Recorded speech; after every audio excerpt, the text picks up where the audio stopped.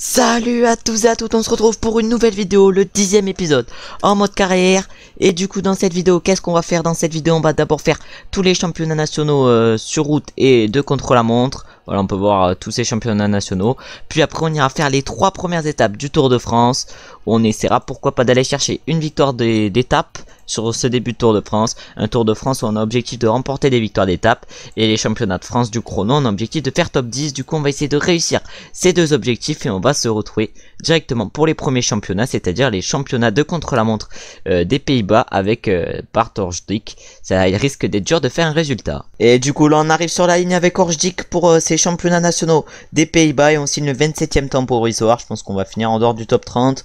On va du coup voir qui c'est qui va s'imposer. Est-ce que c'est Dan Hull qui va s'imposer sur ce chrono? Non, pour l'instant il avait le deuxième temps à 14 secondes de Koen Bouwman qui risque de s'imposer aujourd'hui. Et du coup Dan Hull qui va arriver sur la ligne, il signe le deuxième temps. C'est du coup Koen Bouwman, le champion des Pays-Bas du contre-la-montre. On se retrouve maintenant pour les prochains championnats. Et du coup on va arriver sur ce chrono des championnats de République tchèque et on signe le 34e temps provisoire. Normalement sur le chrono on ne devrait pas avoir beaucoup de titres de champions nationaux. Est-ce que c'est Cerny qui va être champion du contre-la-montre de République tchèque? Et oui, Joseph Cerny est le champion de contre-la-montre de République tchèque. On va maintenant aller faire le prochain chrono. Et du coup on va arriver avec notre premier coureur sur ces championnats de Norvège du chrono. On avait le premier temps au dernier inter avec Perstrand et là on est deuxième temps à 20 secondes. Et maintenant c'est Stan Fredheim qui va arriver. Il reste plus que 1 km pour qu'il franchisse la ligne. Pour l'instant c'est Eric Lunder qui a le meilleur temps devant notre coéquipier Perstrand. Et nous avec Fredheim on va réaliser le 3e temps provisoire à 29 secondes. Juste derrière Perstrand.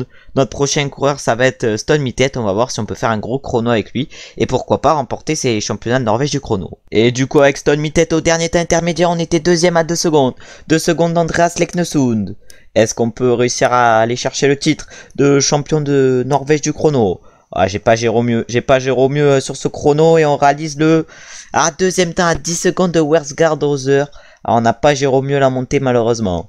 Et là, Wernskoll, 3e temps, Leknesund. Ah ouais, Leknesund, il nous a mangé. Et maintenant, ça va être Tobias Foss qui va arriver. Tobias Foss qui signe le 5e temps à 59 secondes.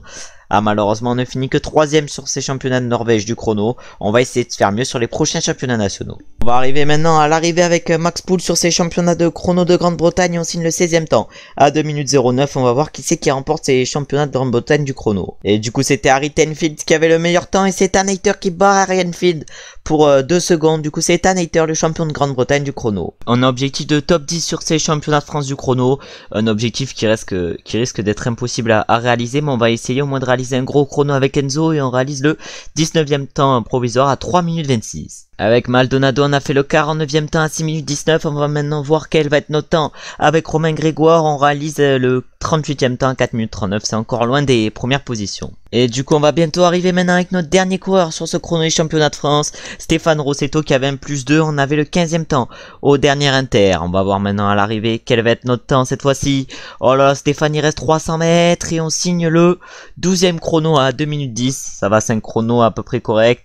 Derrière, Pinot finit plus loin. Pavel Sivakov prend le premier temps provisoire. On va voir qui c'est qui va remporter ce chrono. Et du coup, est-ce que c'est Cavagna qui va remporter ce chrono des championnats de France? Et oui, Cavagna est le nouveau champion de France du chrono. Comme on peut voir ici, on ne réalise qu'une 19e place avec Rossetto, loin du top 10 espéré par le sponsor. On va maintenant se retrouver pour les prochains championnats nationaux. Du coup, on est maintenant à 1 km de l'arrivée sur ces championnats du chrono de Danemark. Et on va voir si avec Jorgensen, on peut réaliser un gros temps, notre meilleur en chrono de l'équipe. On réalise le 12e temps, 1 minute 03 sur ces championnats nationaux du Danemark. On va voir qui c'est qui s'impose. Et du coup, ça risque d'être Kasper Asgreen qui va s'imposer. Oui, Kasper Asgreen est le nouveau champion national du Danemark. Nous, on ne fait que 20e à 2 minutes 14 avec Jorgensen. Et du coup, on se retrouve maintenant à 1 km de l'arrivée dans ces championnats de Belgique du contre-la-montre. Et on faisait ces championnats de Belgique avec Verstringe pour notre équipe. Et on réalise pour l'instant le 63e temps provisoire. Notre chrono est un peu catastrophique avec Verstringe. On va voir qui c'est qui va remporter ce chrono des championnats de Belgique où c'est pour l'instant Wout van Aert qui est en tête. Et du coup, le premier arrivé, maintenant c'est Eregourts qui va sûrement mettre le temps de Van Wilder. Et oui, 14 secondes d'avance pour Eregourts à ce temps intermédiaire. Maintenant, ça va être au tour de Standy Wolf d'arriver sur la ligne. Quel va être son temps, Standy Wolf? Est-ce qu'il va réussir à battre le temps de Rudegout? Deuxième temps à 5 secondes. Maintenant, ça va être au tour de Remco. Remco qui a l'air en méforme sur ces championnats de Belgique de chrono. Et il réalise pourtant le premier temps avec une minute d'avance. Mais c'est Wout van Aert, qui remporte ce contre-la-montre des championnats de Belgique. J'ai l'impression l'impression qu'on n'avait pas à faire un Remco en énorme forme. Et la preuve, il prend 33 secondes par Wout van Aert. On va maintenant se retrouver pour les prochains championnats nationaux du chrono. Et du coup maintenant c'est les championnats d'Italie qu'on est en train de faire du chrono. Et c'est Pinarello, notre premier coureur qui s'était lancé. Pinarello à qui il reste moins de 1 km maintenant. Est-ce qu'on va réaliser un gros temps? Pour l'instant c'est Fausto Masnada qui a le premier temps et nous on réalise le 35e temps à 5 minutes 24 avec Pinarello. Le prochain de notre équipe qui va arriver sur la ligne c'est Garofoli qui a un beau plus 4 aujourd'hui. Attention, on a peut-être un favori pour notre équipe avec Lorenzo Milesi qui chope un plus 4 et il a déjà en plus des très belles stats en chrono, des belles stats en montagne et des belles stats en vallon. Ça peut être un chrono qui nous correspond avec Milesi. On parlait de Milesi mais maintenant ça va être Garofoli, notre autre coureur qui va bientôt arriver sur la ligne. Il lui reste un peu moins d'1 km à Garofoli. On va tout donner dans ces 300 derniers mètres et on réalise le 15e temps provisoire à 3 minutes 20 de Fausto Masnada qui est toujours en première position. On espère faire mieux qu'avec nos deux autres coureurs avec Lorenzo Milesi où je pense on peut peut-être jouer un top 5 aujourd'hui. Et du coup il nous reste encore 3 km avec Lorenzo Milesi. Oh, 3 km, on avait au premier temps intermédiaire, on était au premier temps intermédiaire, pardon, 6ème, à seulement 37 secondes de Fabio Fellini qui était en tête. Fabio Fellini qui est arrivé sur la ligne, on va maintenant finir le chrono à fond du coup, et on va réaliser le 4e temps provisoire avec Lorenzo à 1 minute 04 de Fabio Fellini. Le prochain qui va arriver sur la ligne c'est Alessandro Covi avec le 3e temps à 37 secondes. Maintenant ça va être à Tiberi d'arriver, Antonio Tiberi, quel va être son temps? Il va réaliser lui le premier temps, Damiano Caruso le 20e temps, Cataneo 3e temps, et du coup on réalise une belle 7e place avec Milesi. On réalise du coup un beau top 10 sur ces championnats d'Italie du chrono. On se retrouve maintenant pour les prochains championnats nationaux. Et du coup maintenant on est au niveau des championnats sur route des Pays-Bas et on va essayer de réaliser le meilleur résultat possible avec Orgedik.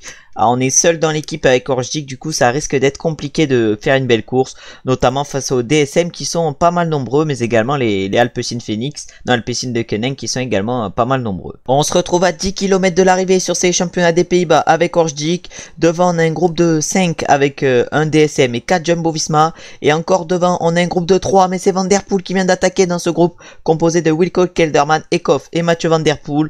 Nous on va essayer de rattraper le groupe devant avec Orgedik et d'aller chercher le meilleur résultat possible sur ces championnats des Pays-Bas. Et du coup maintenant il nous reste plus que 2,5 km avec Orgedik. On va sûrement rattraper à Rensman, mais qui c'est qui va s'imposer devant? Et devant ça va être sûrement Mathieu Van Der Poel qui va aller s'imposer. Ça va même pas être sûrement, ça va être Mathieu Van Der Poel qui va s'imposer sur ces championnats des Pays-Bas. Oui, Mathieu Van Der Poel qui s'impose du coup sur ces championnats nationaux des Pays-Bas. Il portera donc le maillot de champion des Pays-Bas pour cette saison. Et en deuxième position c'est qui va arriver? Est-ce que c'est Ekoff ou est-ce que c'est Wilco Kelderman? On va voir ça. Et c'est Ekoff qui arrive à chercher une belle deuxième place, Kelderman la 3e place, Bowman la 4e et Bax la 5e. Aretsman va chercher la 6e et nous on réalise une extrêmement belle 7e place avec Orgedik. Très bon résultat sur ces championnats des Pays-Bas.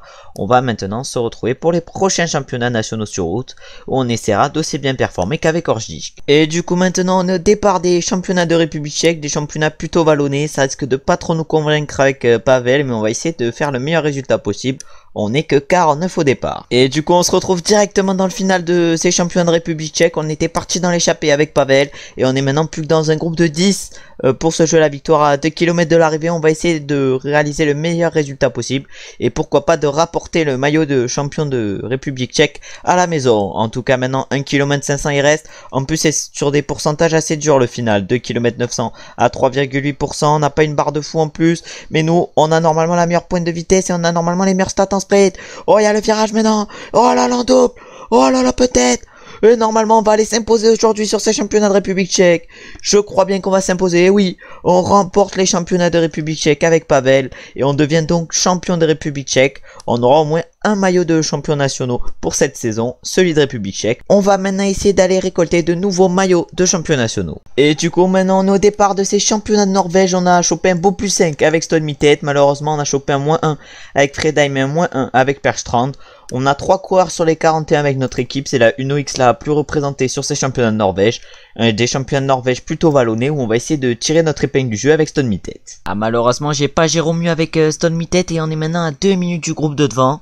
Ah le peloton de 17 qui risque de s'imposer. On a déjà perdu 2 minutes par rapport à lui.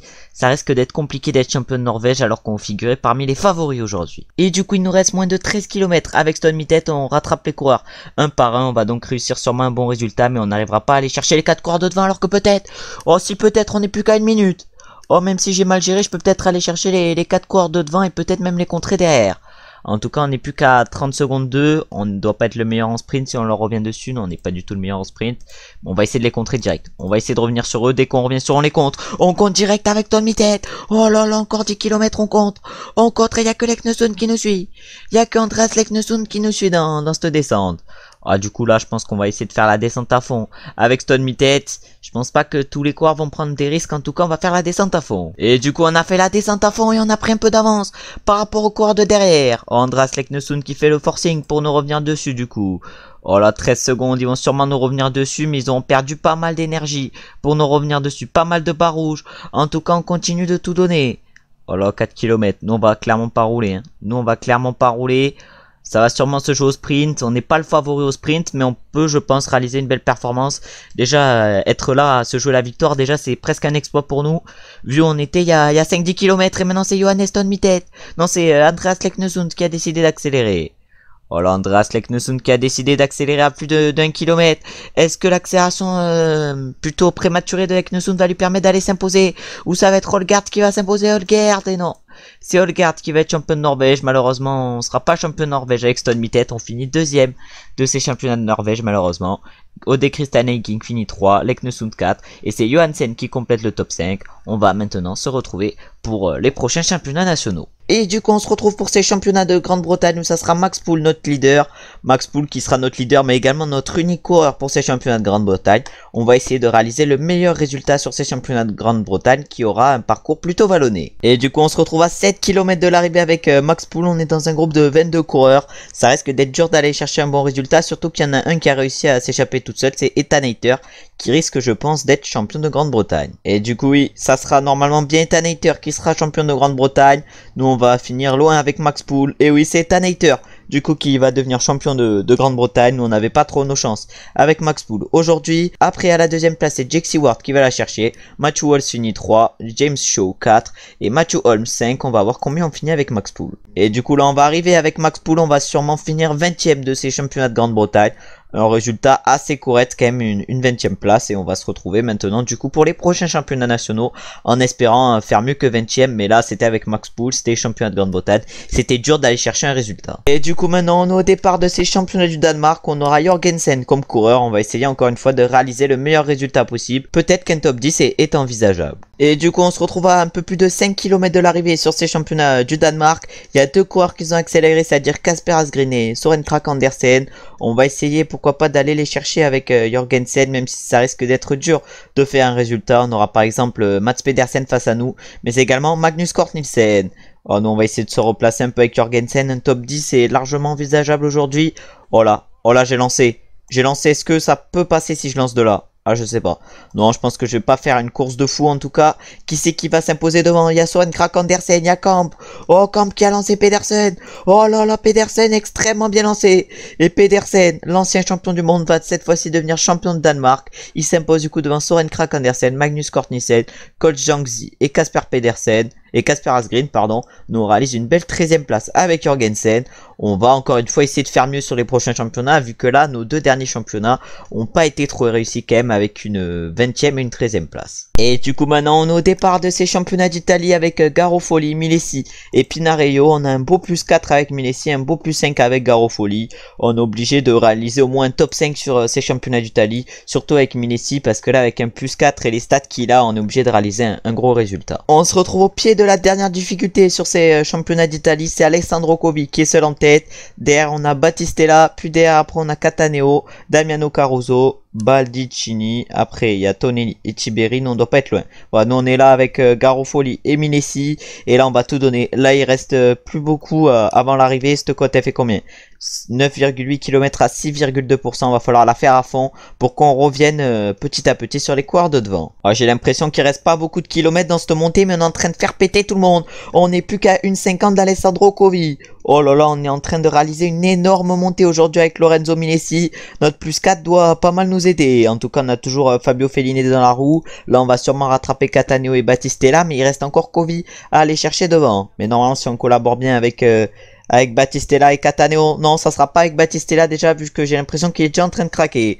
Oh, déjà, on vient de rattraper Mattia Cataneo. Est-ce que Mattia Cataneo va réussir à nous suivre jusqu'à ce qu'on ait rattrapé Kovi? Si on arrive à la rattraper, hein. À tout moment, on n'arrivera pas à rattraper Kovi. On a toujours 35 secondes de retard sur Alessandro Kovi. On lui a repris plus de 3 minutes dans cette montée. On réalise une montée extrêmement intéressante avec Milesi. On va sûrement rattraper Kovi et on va se retrouver du coup avec qui? Avec Mattia Cataneo ou Alessandro Kovi. Mais là, on va tout donner. On va tout donner sur le haut. On donne tout.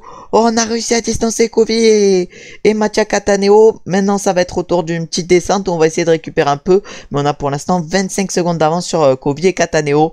Peut-être qu'on peut aller jouer le titre de champion d'Italie aujourd'hui. On peut voir que derrière nous, Kovi et Cataneo sont totalement cuits. On a 30 secondes d'avance avec Lorenzo Milesi. On va se mettre à effort curseur 62. Derrière, Cataneo et Kovi stagnent par rapport à nous. Alors que c'est Mattia Cataneo qui décide d'accélérer. Oh, mais là, j'ai l'impression qu'il est totalement en défaillance alors que Kovi maintenant le rattrape. Oh, il n'y a pas une très bonne entente en tout cas derrière nous.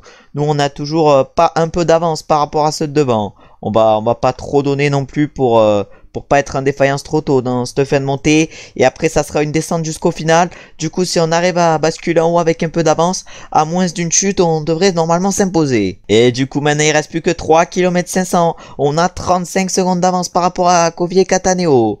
Oh, j'espère qu'il n'y a pas... Ouais, non, c'était pas mensonger, c'est bon, il n'y a pas de petite montée dans le final. En tout cas, plus que 2 km. On devrait normalement s'imposer aujourd'hui sur ces championnats d'Italie et porter du coup le maillot de champion d'Italie toute cette saison avec Milesi. En plus, Milesi l'a signé pour 3 ans dans l'équipe. Et du coup, on s'impose aujourd'hui avec Lorenzo Milesi. On portera le maillot de champion d'Italie. C'est notre deuxième victoire pour l'instant sur les championnats nationaux. On va essayer d'aller en chercher plus. En tout cas, on finit devant Alessandro Kovi et Mattia Cataneo. En quatrième place, ça va être Fabio Fellini qui va arriver. Et en cinquième place, c'est Battistella qui arrive. En tout cas, très bon championnat d'Italie. On a réussi à aller chercher une victoire. On espère que c'est pas notre dernière victoire sur ces championnats nationaux. Du coup, maintenant, on est au départ des championnats de France avec notre équipe. On va voir si on peut réaliser un bon résultat. On a essayé d'aligner nos meilleurs coureurs sur ces championnats de France. On a par exemple aligné Paul Penut et Jason Tesson. Des championnats de France qui se joueront sûrement au sprint. Et où on va essayer de s'imposer. On va se retrouver du coup sûrement dans les 5 derniers kilomètres de ces championnats de France. Et du coup, on se retrouve à 6 km de l'arrivée sur ces championnats de France. Comme je l'ai dit, ça allait sûrement se jouer au sprint et ça va se jouer au sprint. On a pour l'instant fait notre train où on a mis nos 5 coureurs voilà, dans cet ordre. On va maintenant prendre notre gel à 4 km 500 et ça va maintenant être au tour de Romain Cardis d'accélérer dans notre train. En tout cas, on est 80 à se jouer la victoire. Un peu moins, je pense qu'on est qu'une dizaine à pouvoir se jouer la victoire sur ces championnats de France. En tout cas, maintenant on lance avec Romain Cardis. Mais qu'est-ce qu'il fait Maldo? Mais qu'est-ce qu'il fait Maldonado? Oh là là, mais c'est catastrophique.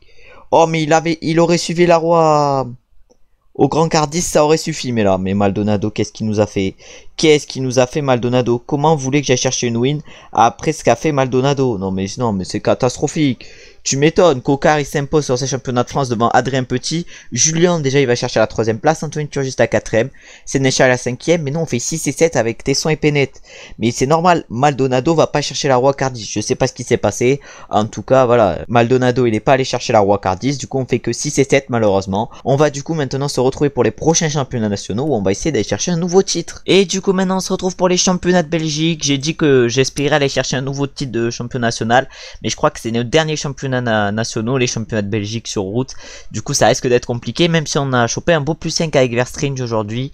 C'est je pense pas assez vallonné pour qu'on puisse réaliser quelque chose avec Verstringe. Surtout là ça nous fait 70 sprints, 74 accès. Ça risque d'être dur de remporter les championnats de Belgique, mais pourquoi pas, on sait jamais. Et du coup on se retrouve à 5 km de l'arrivée avec Verstringe. C'est pour l'instant les lotos, les lotos qui sont en train de mener le peloton. Sûrement pour leur sprinter Dely. On a également Tim Merlier dans la roue à Dely, le coureur de l'Alpecin de Koenig, qui a signé en IRL à la Quick-Step Alpha Vinyl. En tout cas ils sont bien placés devant. Nous on n'est pas très bien placé avec Verstringe. On va essayer pourquoi pas d'aller chercher un top 10 aujourd'hui, même si ça risque déjà d'être compliqué. Là il y a une petite cassure. Ils sont 8 têtes partis devant pour le sprint. Et du coup c'est qui va s'imposer sur ces championnats de Belgique? C'est Dely ou c'est Tim Merlier? C'est Dely ou c'est Tim Merlier sur ces championnats de Belgique qui va s'imposer? Et non, ça va être Tim Merlier qui va remporter ces championnats de Belgique. Belle victoire pour lui. Il va s'imposer devant Wout van Aert. Biermans va chercher la 3ème place. Dely va chercher la 4ème. Oliver Neysen la 5ème. On va aller voir combien nous on finit avec Verstringe. Et du coup avec Verstringe on va finir 8, 9 ou 10. On va voir ça l'instant déjà on n'est pas 8 et du coup on finit 9ème avec Verstringe. C'est un plutôt bon résultat, un top 10 sur ces championnats de Belgique. On va du coup normalement se retrouver pour la première étape du Tour de France, à moins qu'il y ait des nouveaux championnats nationaux, mais je crois pas. Et du coup on est au départ de ce Tour de France, on peut voir l'équipe qu'on a emmené, on a du coup amené Lenny Martinez pour ce Tour de France, on a également Jorgensen, Perstrand, on a Stone Mittet également, on a Jason Tesson pour les sprints, Matteo Ayar en tant que coéquipier, Valentin Retailleau pour les échappées pourquoi pas, et Lorenzo Milesi pour les étapes de montagne vu qu'il est un peu en forme, en plus avec son beau maillot de champion d'Italie ça risque d'être intéressant, et on va se retrouver sûrement dans le final de cette étape pour essayer pourquoi pas d'aller chercher une bonne position avec un de nos coureurs. Et du coup avant de se retrouver à l'arrivée de cette étape, surtout dans le final de cette étape, on va se retrouver au sprint intermédiaire où on va essayer sur ce Tour de France d'aller chercher pourquoi pas un petit maillot vert avec Jason Tesson en plus d'une victoire d'étape. On va voir si on peut déjà réaliser un bon résultat, pardon là j'ai un peu bégayé, sur ce sprint inter. En tout cas c'est qui va passer en tête, c'est Groenewegen qui passe en tête du sprint inter. Nous je crois bien qu'on finit 5ème de ce sprint inter avec notre coureur, 5ème du peloton et 7ème en tout, ça nous rapportera déjà quelques points et on va se retrouver maintenant dans le final de cette étape. Et du coup on est maintenant à 15 km de l'arrivée, on vient de se faire distancer par un groupe de 27 devant.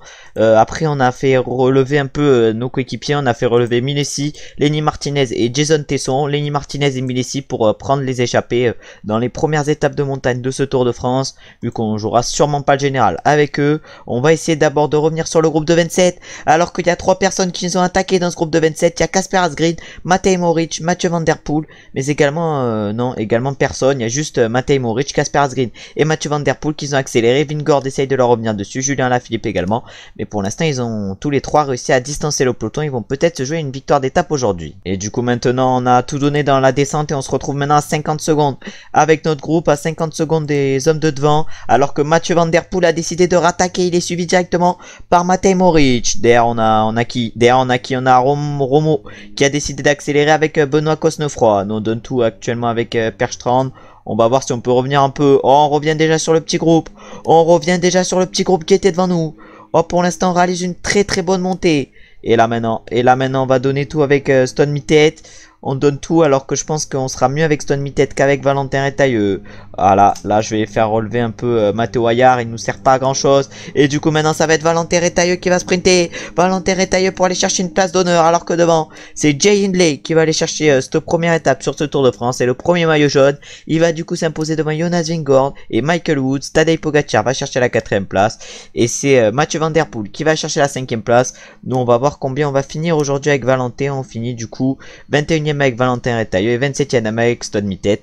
Et derrière avec nos coureurs on va perdre le plus de temps possible pour pourquoi pas prendre les échappées dans les prochains jours. On va maintenant du coup se retrouver au départ de la deuxième étape de ce Tour de France. Et du coup maintenant on est au départ de cette deuxième étape de ce Tour de France. Perstrand un beau plus 3 aujourd'hui, Stone Mittet un beau plus 5. Et du coup on va essayer de réaliser la meilleure performance possible, mais on va se retrouver avant pour le sprint intermédiaire avec Jason Tesson où on va essayer d'aller chercher la totalité des points. Et comme sur la première étape, on va essayer de perdre du temps avec Lenny Martinez et Lorenzo Milesi pour partir dans l'échappée lors des prochaines étapes. Et du coup on se retrouve à 2 km 800 du sprint inter. Il y a les sprinters qui vont commencer à sprinter. De toute façon c'est leur job. En tout cas on va se retrouver face à Groenewegen, Caleb Ewan, Nasser Boigny et Tim Merlier pour ce sprint inter. Tim Merlier qui a remporté les championnats de Belgique comme on a pu le voir tout à l'heure, et qui a remporté également les championnats de Belgique en IRL. En tout cas il passe en tête de ce sprint inter devant Caleb Ewan et Dylan Groenewegen. Nous on finit quand même 4ème du peloton avec Jason Tesson et on va du coup chercher la 7ème place. On va du coup maintenant se retrouver dans le final de cette étape où on va essayer pourquoi pas d'aller chercher la victoire avec soit Perstrand, soit Stone Mittet, soit Milesi ou soit encore Valentin Retailleau. Et du coup on se retrouve à 5 km 500 de l'arrivée. Milesi qui est en train d'emmener pour l'instant Stone Mittet dans ce final. On a également Perstrand qui est extrêmement bien placé. On va mettre pourquoi pas Perstrand dans la roue Stone Mittet et on va tout donner maintenant dans cette montée finale, cette montée vers le mur de Bretagne, je crois bien, ouais, cette montée vers le mur de Bretagne. Avec Milesi, on va d'abord accélérer. Voilà, on va tout donner avec Milesi, on va prendre notre gel avec tous nos coureurs. On a dit à Matteo Ayar et Jorgensen de se relever. On a déjà Lenny Martinez et Jason Tesson qui se sont relevés. En tout cas, on a accéléré de le pied avec Lorenzo Milesi. Voilà, encore 1 km 700 dans ce mur de Bretagne avec Lorenzo. Et là on accélère, on lance le sprint avec Lorenzo et maintenant ça va être au tour de Johannes Stone Mittet de lancer. Tout ça pour Perstrand. Est-ce qu'on peut réaliser une belle performance avec Perstrand? Je pense pas. Hein. Non, en vrai, on va pas jouer mieux qu'un top 10 aujourd'hui.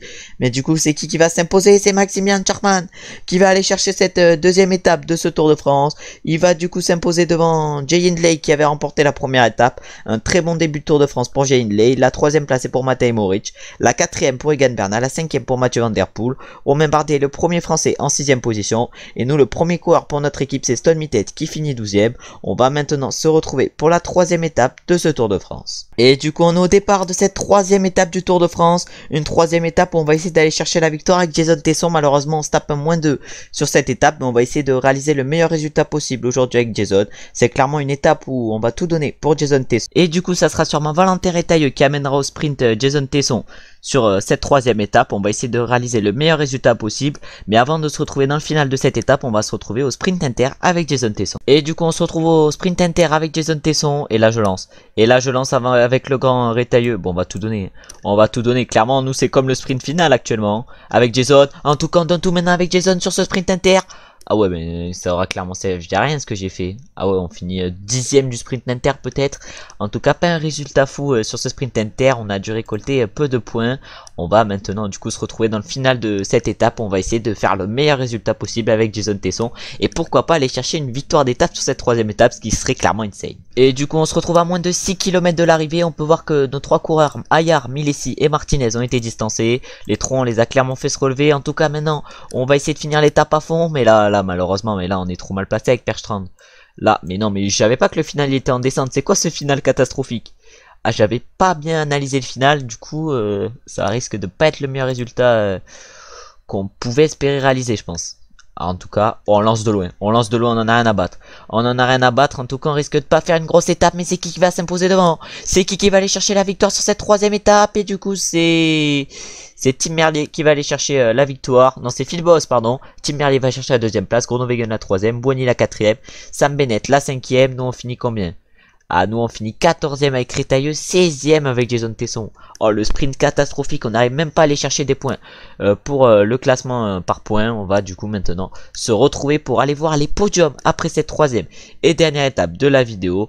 Des podiums où on espère au moins figurer peut-être sur un classement annexe. Et du coup sur cette étape c'est Phil Boss qui s'est imposé comme on a pu le voir devant Tim Merlier et Dylan Groenewegen. Au classement général c'est Jay Hindley qui est en tête devant Jonas Vingegaard et Michael Woods. Tadej Pogacar est pour l'instant à la 4ème place, Egan Bernal à la 7ème.